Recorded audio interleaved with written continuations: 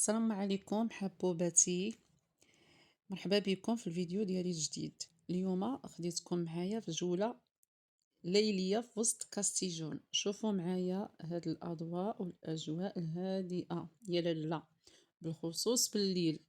أنا يعجبني بزاف نخرج بالليل ونبقى ندور، كتكون الدنيا هناكا خاوية ونبقى كندور مهم أجواء ليلية كتعجبني بزاف في السينترو تاع كاستيجون.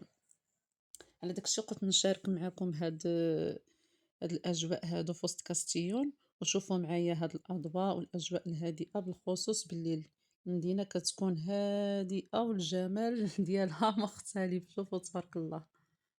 شارك معكم، قلت لكم اليوم المهم انا بغيت نشارك معكم التفاعل ديالكم، حيت الفتره الاخيره داك الخطره فاش كنت فتحت اللايف في تيك توك بزاف ديال البنات والولاد كانوا دخلوا سولوني على السكن في كاستيجون، بشحال واصل السكن، الثمن شحال، واش كاينه الخدمه، فين كاينه الخدمه، والحياه كيفاش دايره هنايا في كاستيون. على داكشي قلت دابا معليش نبقى غير كنصور وصافي، قررت نهضر في هذا الفيديو هذا تجربتي حيت قررت نهضر معكم على تجربتي الشخصيه ونشارك معكم المعلومات اللي كنعرف.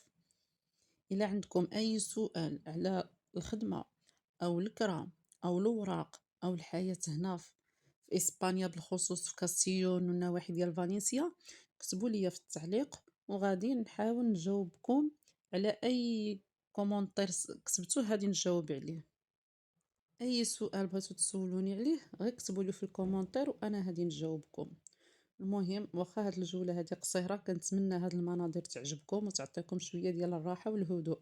وما تنساوش عافاكم ديروا لايك، الاشتراك، ومرحبا بكم كاملين في القناة ديالي. نتلاقاو ان شاء الله في الفيديو الجديد الفيديو الجاي ان شاء الله، والسلام عليكم.